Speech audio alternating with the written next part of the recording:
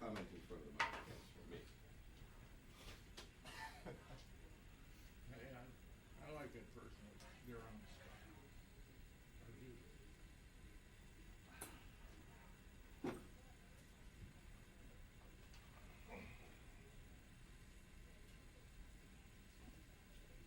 Well, your name got dropped at dinner last night, guy. Fine. Richard Harris. Oh, you know Richard? Well, I don't really know him, but we have a good friend in common. I met him once or twice before. He's a wonderful guy. We had dinner last night to celebrate this friend's birthday. Where? At a restaurant? Yeah, at Ellie's. Ellie's. And where is it? It's 20th and N. It's a kosher place. It's good though. Yeah. It's like, they don't make a big deal out of it. I know. They sign, say kosher and stuff like Is that. it a decent corned beef? It's a deli, right? Yeah, we mostly had burgers. One guy had a steak. He said it was pretty good. I was tempted, but I didn't have the steak. I would have just gone for the corned beef, but I guess it's a lunch thing. Oh, that's cool. How's Richard doing? I like him a lot. He'd be fine. I hope he said nice things, not mean things. He just said, oh, so you see Guy Rouse over there? And then I told him I gave you that soundbite yesterday that Yeah. A woman came in here and I asked told me him some that story questions of that about briefing. why you texted, because I'm in here at 10 o'clock, and she showed me her rundown. From what I can see from my foxhole. Some rematch. Well, at some point I'm going to put together a story, but it's not going to make, you know, these guys. I'm going to do a little story about Hello, young lady. Have you heard about this 10:30 and 11 o'clock? Yes, I have. And I'm here for you. I called Robin and told her that there was 10 o'clock in here also, and yeah, You can probably find just letting everybody. You can find that military Just TAOs for the love of will tell you often that they have not had So maybe at 1 o'clock, I guess. powers that be are not allowing them to Right. do their job as they understand. Right. Have you seen that OPSEC document? You know this. Oh, yeah, the military blogging. No, the blogging's on the issue. Is that the But it's the media- same document, Right. right? The Yeah. media and Al Qaeda and Oh, really? Colombian drug cartels are now the enemy. I didn't see, I only, Oh, yeah. I only read the blogging part. Do you think we could call it an interview? I think so. The new axis of the In an intimate interview. Yeah, exactly. If we're a small select group of journalists. What happened to the front row? I mean, we all sort of, I asked them that. He said they had a big briefing or something. we thought they were gonna have the Rockettes in here or something. I don't know if they're afraid for the press or they're afraid for the person behind the podium. Keep them separated. Can't spit at each other now. Yeah. Generally doesn't say that for the big briefing.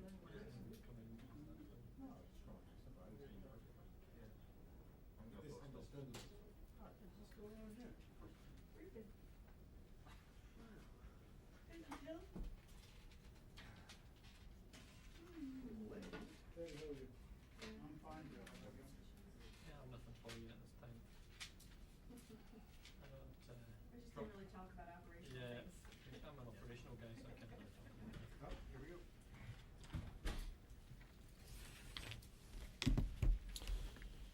Good morning, everyone. Welcome to the briefing room again. As most of you know, I'm Colonel Gary Keck, the Director of the Press Office, and it's my privilege today to moderate our briefing, which we have with us today Major General Rick Lynch, Commander of the Multinational Division Center and the 3rd Infantry Division. You may remember him in his previous role as spokesman for Multinational Forces Iraq, although I want to remind you that he is not here today in any way, shape, or form a spokesman for MNFI. He's here to talk about his division and their efforts, so please show him the courtesy of limiting your questions to what he's specifically responsible for. I'm sure he would appreciate that. General Lynch and his command took responsibility for ongoing security operations in MND Center last month. And with that, I'm going to turn it over to General Lynch for opening comments and an update. Sir. Hey folks, good morning to you there at the Pentagon. And as the Colonel described, I was here in a previous capacity as John Casey's spokesman for the force and as the Deputy Chief of Staff for Strategic Effects. Now I have the great fortune of being back as a division commander and the commander of Multinational Division Center. And I just want to tell you now, like I told you before, thank you for what you do, because your role is so very important as we share the story with the American public. So again, thank you. As most of you are aware, the 3rd Division headquarters deployed to Baghdad the 3rd week of March. This is the division's third deployment to Iraq in 4 years. Of note, about 60% of my soldiers in the division headquarters have been to Iraq at least once, many twice before this particular deployment. Our return was expected. We were scheduled to arrive this coming summer and replace the 25th Infantry Division in the headquarters of Multinational Division North. That had been our focus of planning until February.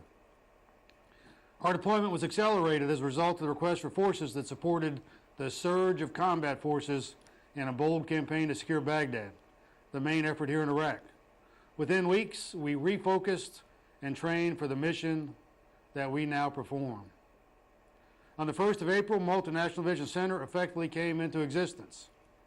The fact that we were able to dynamically refocus our training and planning, deploy here and assume our responsibilities on time for an extremely important sector is a credit to our soldiers, to their families, and to our Army. I'm very proud of our successes so far, but we have a long way to go.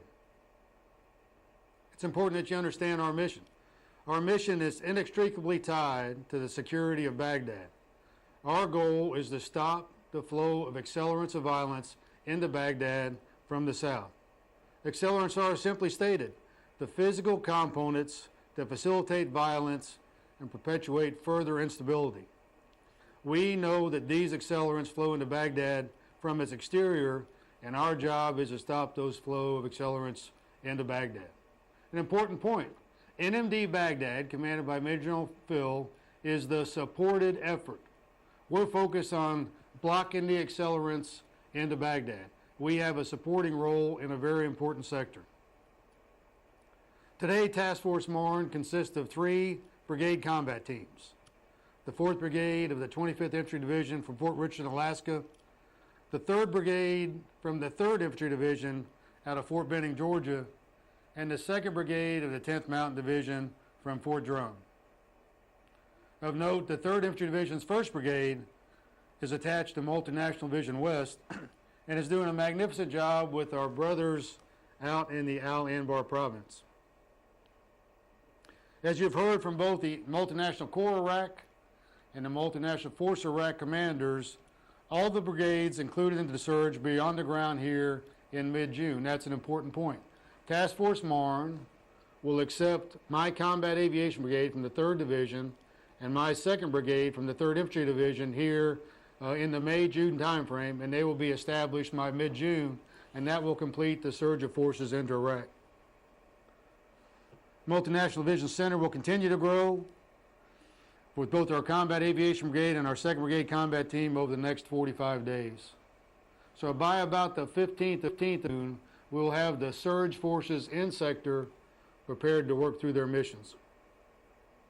Our forces are arrayed from the southern edge of Baghdad to the border of Saudi Arabia. It features large portions of the Tigris and Euphrates River valleys and is rich both in terms of historic and religious significance as well as its economic benefit to the people of Iraq. We anticipate continued development as provincial reconstruction teams and private companies look to Iraq and its potential.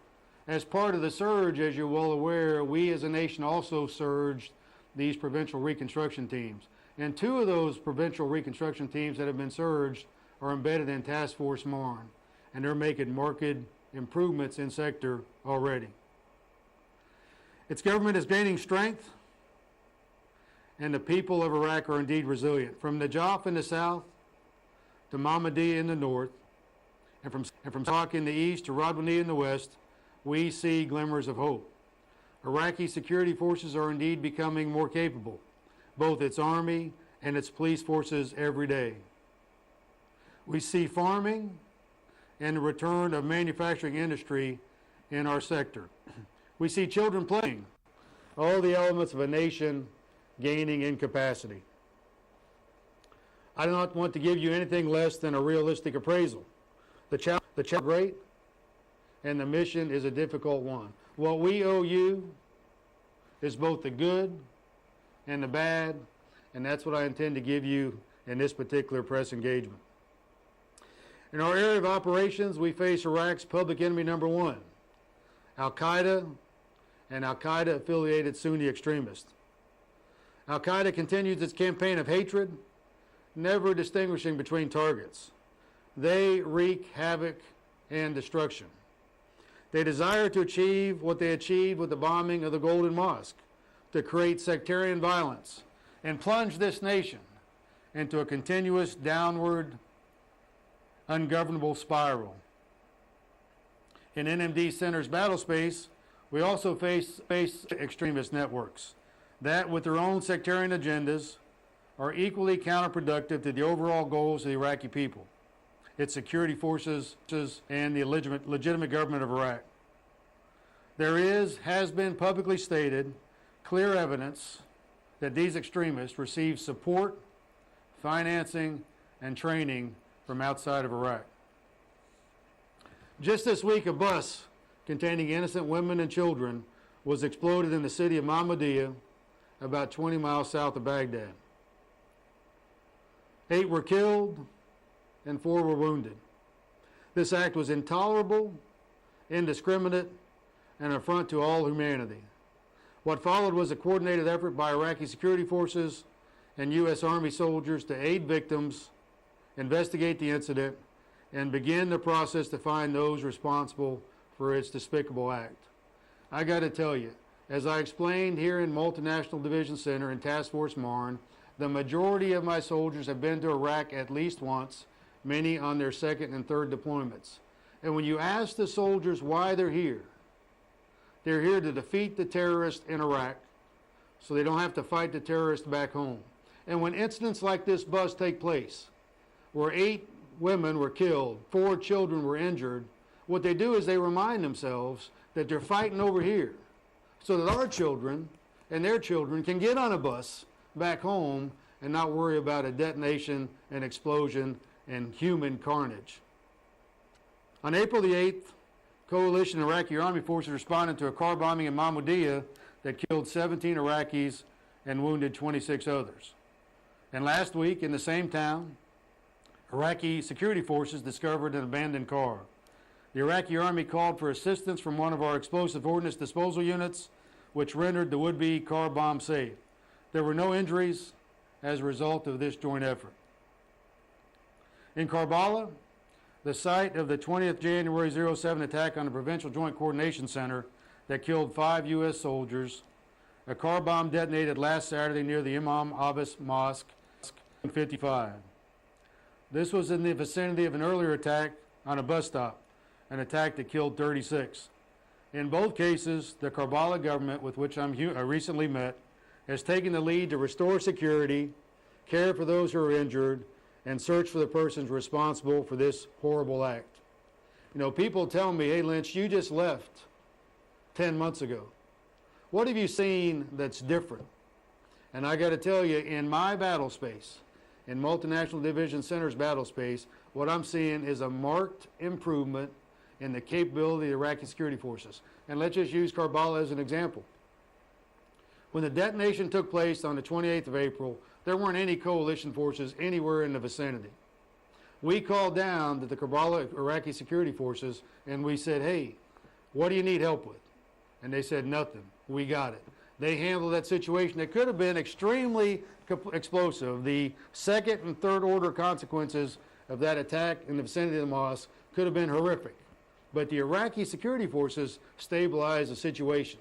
And they didn't ask for coalition forces. When we asked, they said, no, we got it. And I got to tell you, that's just a marked improvement from what I saw 10 months ago. In spite of these brutal attacks in Karbala and Mahmudiyah and the attacks in other towns, we do not see reprisal attacks or sectarian homicides. In fact, in some areas, Sunni and Shia live peacefully together. In some towns, we see children of both sects attending the same sex, and in some places, they worship together. Now, people ask, what are indicators of progress? What does right look like over time in Iraq? Those indicators is Shia and Sunni living peacefully together. And in my battle space, I see that in some places, like in Yusufia. Just yesterday, or the day before, the Mahmudiyah Qada chairman, who's a Shia, went out west in the Mahmudiyah Qada to meet with the Sunni populace to see what can we do to help in your area. So I'm seeing more and more of that Sunni and Shia helpful interaction. Now, there are clearly still places in NMD Center's battle space where the Sunni and Shia fault lines are sources of friction, and we're working through those. I think there are signs that the Iraqi citizens are conscious of who's responsible for the violence, and we are hopeful that we will see rejection of reciprocal attacks and ultimately the complete ejection of the extremist networks that perpetuate terror here. What I have the opportunity to do now with my soldiers is get out and engage with the population. For example, in NMD Center's battle space, we have 23 sites where coalition forces are living amongst the population. And we get a chance to engage with the population. They're tired of the violence. They're tired of the attacks. And now they're mounting forces to help us and help their Iraqi security forces evict the extremist networks from their country. And that point about the sectarian violence is very important. You know, in the attack in Karbala, that could have generated major sectarian violence. The Shia population in Karbala could have said, hey, here is just like the Golden Mosque in 2006. Here is Al-Qaeda attacking one of our most sacred shrines. Let's retaliate. That didn't happen. That didn't happen. They took control of the situation, and there was no sectarian reprisals that we could ascertain after that. This entire thing is about the people and the security of the Iraqi people. Every week, the Iraqi security forces grow stronger. This is a direct result of our joint efforts and, frankly, the time and space that separates Iraqis from the terrorists. Today, we have established security outposts throughout the area.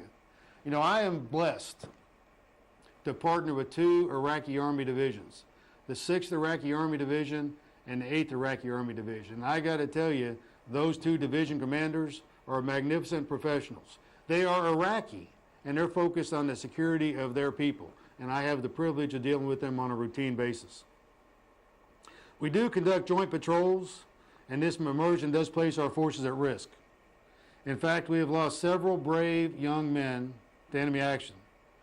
Since the 1st of April, when we controlled our battle space, we have lost 13 soldiers to enemy attacks, and we have had 39 soldiers wounded. Most of our casualties have come from improvised explosive devices. That's still the primary threat to our soldiers, IEDs, and we have an aggressive campaign to counter those IEDs. But they still are taking a toll on our soldiers. 13 killed, 39 soldiers wounded. What we're finding is that the technology and the financing and the training of the explosively performed penetrators are coming from Iran. The EFPs are killing our soldiers, and we can trace that back to Iran. A U.S. and Iraqi joint raid in Mahmudiyah uncovered 3 weapons caches containing mortar systems, rockets, and ammunition on the 22nd of April. Recent date stamps and Iranian markings appeared on the ammunition. There is plenty of evidence of Iranian influence in our area, and candidly, this is just simply counterproductive. The discovery of these caches, the interdiction of their trafficking, and the capture of the men responsible for their distribution is our main focus. We do not expect to eliminate violence, but we can certainly help the Iraqis mend the fabric of their society. Unfortunately, we expect the enemy will break many more hearts in the coming days and weeks. As we have surged, we find the enemy surging as well. We're taking the fight to the enemy to counter his capabilities, but over time, especially as we continue to put our forces in areas in which they have never operated, we can expect continued casualties. Let me use an example in my battle space. There are indeed areas that we're focused on, that we know the enemy is trying to use as a sanctuary, and we're going to take the fight to them. When these surge units get on the ground, we're going to move to control those sanctuaries, but that's going to come at cost. So everybody has to acknowledge the fact that this is still a very difficult, very dangerous situation that we're working through on a daily basis. It's important that we highlight the great men and women that we have over here on the front line of the war on terror, and I'd like to take a moment to mention one. Candidly, a concern that I have is we're not spending enough time collectively as a nation recognizing our heroes and talking about those soldiers that are making such a significant contribution here every day. Let me talk about one. Master Sergeant Eric Gagney is a recon platoon sergeant assigned to the 2nd Battalion, 14th Infantry Regiment, with the 2nd Brigade, 10th Mountain Division. Sergeant Gagney displayed gallantry during multiple offensive operations in the highly contested Euphrates River Valley tribal lands and Baghdad southern belt. During a mission in early March of 2007, Master Sergeant Gagney and his recon platoon spotted 2 groups of insurgents engaged in armed combat and later became engaged by a 3-man insurgent machine gun team. Master Sergeant Gagney gallantly exposed himself to the withering machine gun fire, neutralized the enemy position, and forced the enemy withdrawal. After capturing the enemy machine gun, he then occupied an abandoned house, overwatching the interrogation and the removal of 2 semi-trucks and trailers suspected of becoming enormous VBIDs. His undaunted courage in this contested Baghdad belt has contributed to the success of the Iraqi security forces and the coalition forces. And I could go on and on and on about the heroes in Multinational Division Center. I told you about our fallen comrades, 13 killed, 39 wounded. I got to tell you, there are soldiers that are in those patrols when an IED takes place and their buddies are killed or severely wounded. They do the appropriate actions at the point of the explosion. They go back to their bases, and the very next day, they go out on patrol again. I have yet to see a U.S. soldier or an Iraqi soldier, for that matter, falter. They go back out and take the fight to the enemy the very next day. Their courage is just amazing, and I'm privileged to be their commander in Multinational Division Center. I'll close with a personal expression of gratitude to the families of our young men and women in uniform. When the 3rd Division was accelerated, we as a division said duty first, boots on the ground. And our soldiers moved to the sound of the guns. They arrived here in good order and engaged in combat operations. I got to tell you, the thing that causes me most concern is the families. We got to continue to reach out to the families, to love them, to tell them that we appreciate their personal sacrifices and take the very best care we can all the time of them. And their morale back home is extremely important. They're magnificent people. I'll now take your questions.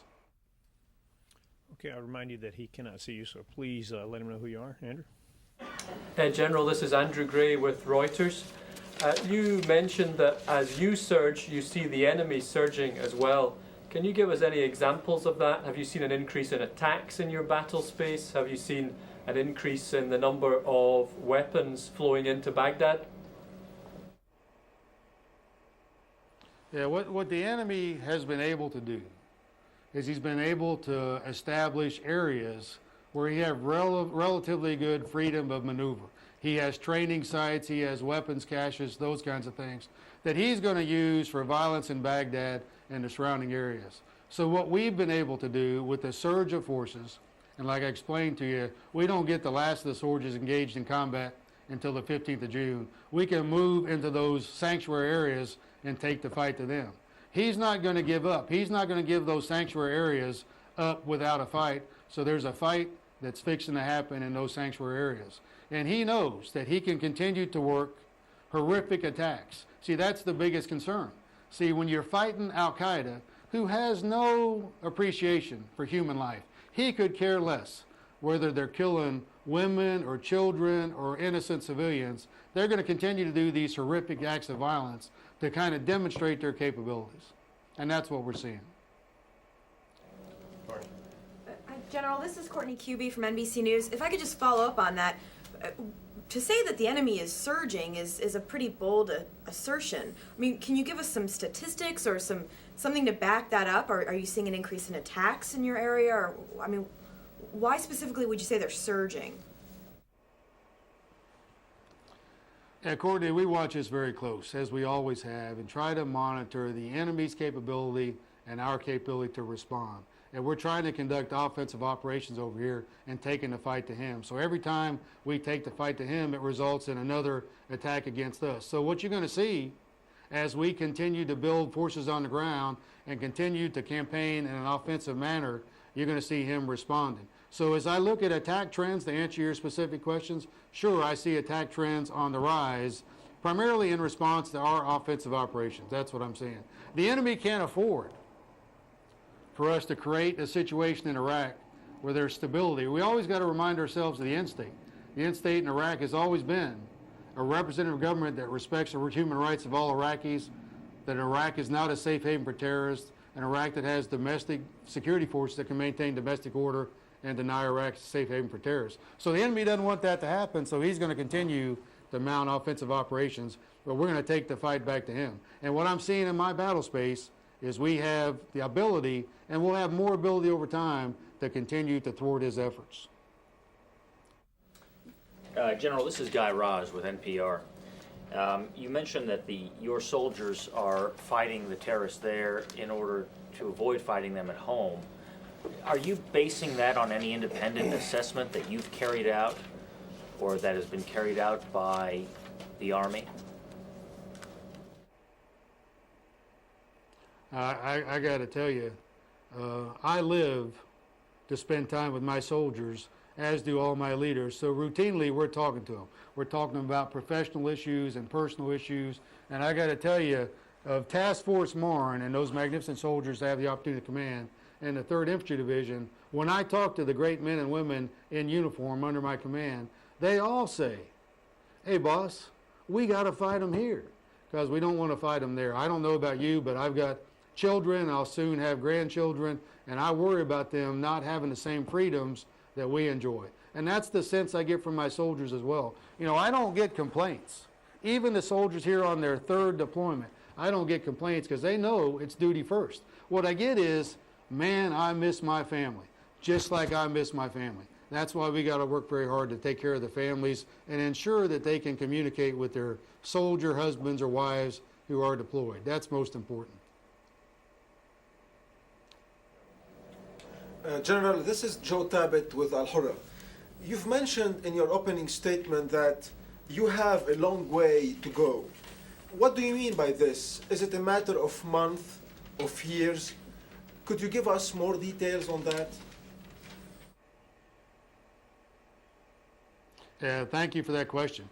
I mean, what we're working for here is providing the Iraqis a sustainable presence so they can indeed maintain their own security. That's what we're working for. That's why it's so important to continue to mature the Iraqi security forces, continue to provide them training, continue to provide them additional capabilities. It's going to take some time to do that. I mean, candidly, a lot of times we want to rush to a conclusion as a nation, and that can't happen over here. This is going to take some time to build that capability. So where there are no Iraqi security forces, or there are Iraqi security forces that aren't properly trained, that's our mission, to work with the Iraqi security forces, get them in the areas where the enemy might be considered that a sanctuary, and help them with that fight. And that is indeed going to take some time. Now, people are always going to say, well, how long is that going to take? Can you say 3 months? Can you say 5 months? Can you say a year? We can't say that because there are so many variables over here that we're working with. Remember, we've always said the level of the coalition force is a function of 3 things. It's a function of the level of the insurgency, it's a function of the capability of Iraqi security forces, and it's a function of the capacity of the government. So to me, it's all about continuing to build the Iraqi security forces, continuing to take the fight to the enemy, and continue to build capacity in the government at the national, provincial, and local level, and that's just going to take some time. General, it's Al Pessin from Voice of America. You said that every attack that your forces do results in an attack by the enemy. Are the insurgents that strong that they can really match U.S. and Iraqi forces attack for attack? Do you think your surge will be enough to overcome that apparent match in forces? And in your story about Master Sergeant Gagney, I thought you said that his patrol came upon 2 groups of insurgents fighting each other. Is that the kind of thing that's happening, or was that an isolated incident? No, I mean, in Master Sergeant Gagney, that particular fight wasn't 2 groups of insurgents fighting each other, but I got to tell you, we're seeing that here in Iraq. We're seeing it in my battle space. Candidly, what we have here is a struggle for power and influence, and it's not all about Sunni violence against Shias or Shia against Sunnis. Sometimes within the respective sects, you see fighting amongst themselves in a struggle for power and influence. So we do indeed see incidences where different extremist groups or different militias are fighting with themselves to establish power and influence. We're seeing indications of that across our battle space. My other question was about, is the enemy strong enough to actually match your attacks 1 for 1? Yeah, I'm sorry about that. The folks who worked with me the last year all know I'm not smart enough to remember two questions. I just remembered the second question. These are combat operations that we're doing. The enemy doesn't want to give up ground. The enemy doesn't want to lose his munitions. The enemy doesn't want to lose his control over the population. So he's just not giving up. As we move into an area, he's fighting back. But day to day with the Iraqi security forces, I see progress in that security line. In general terms, you know, we talk about 5 lines of operation, security being one of them. In general terms, between the coalition forces and the markedly improved Iraqi security forces I see in NMD Center, I see progress on the security line. Is it going to solve itself overnight? No. Is the enemy going to be able to do acts of violence, horrific acts of violence? Sure he is, but we'll continue to take the fight to him. General Bill McMichael with the Military Times newspapers. You said you have 2 provisional reconstruction teams in your sector working with your 3 BCTs. Admiral Fallon said yesterday his goal was to try to match up 1 PRT for each brigade combat team. Is that going to be happening in your sector? And can you talk a bit more in detail about precisely how the PRTs are working with the brigade combat teams to try to achieve your goals there? Yeah, great question for that. Thank you for letting me address the PRTs in more detail. You know, we have, right now I have 3 brigade combat teams working directly for me. Soon I'll have the 4th. And each of those brigade combat teams will have a PRT. Right now, 2 of those are embedded PRTs. And they're sourced by the State Department and by USAID. And we have bilingual, bicultural advisors helping that brigade commander in his battle space. And in those brigades that don't have an embedded PRT, we've created our own and have a military PRT, but over time, I see other agencies' involvement in those PRTs. And in addition to that, in our battle space, we have a large PRT in the Babel province located down at Hilla, and we work with them all the time. And they focus on capacity building, governance, and economic development. My first blush with these embedded PRTs is they are indeed going to be value added. I've met all the team leaders, I've talked to the members of the team, and they came here with a mission, and that is to improve capacity of the government of Iraq at the local and provincial level. And I have great optimism that those things are going to continue to mature and improve. Give us a bit more detail about precisely how they're working with your guys. I mean, like perhaps you do a clearing operation, these guys sweep in behind, or is it more of a day-to-day kind of interaction? No, it's a day-to-day interaction. The embedded PRTs live with our brigade combat teams. They attend all the sessions with the brigade combat team leadership. When the embedded PRT travels to meet the local mayor or the CADA mayor, the brigade leadership goes as well. So it's hand in glove.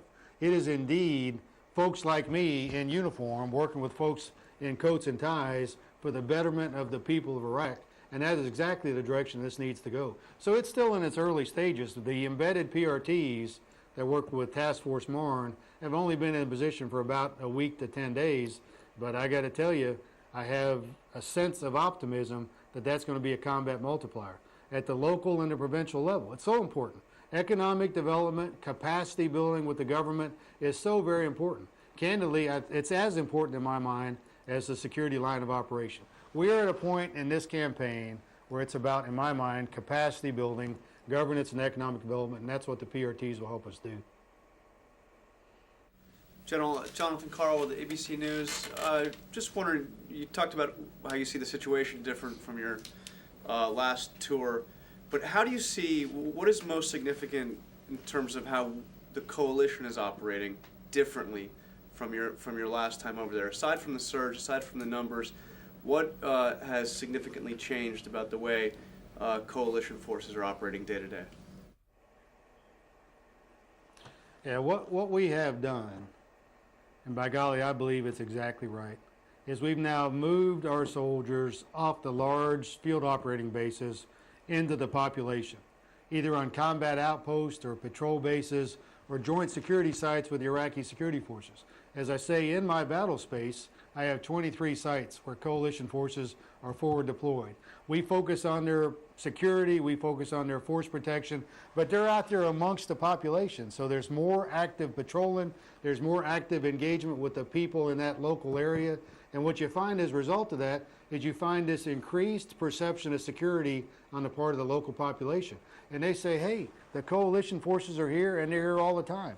They're not just coming in, doing an operation and leaving, they're staying all the time. And most importantly, they're always combined operation with Iraqi security forces, and that's candidly how we get a lot of intelligence by the interaction of the population with the Iraqi security forces. So it's all good. So the biggest change that I've seen, and by golly, I believe it's a change for the better, is the focus on population security and moving our soldiers out to these patrol bases, combat outposts, and joint security sites.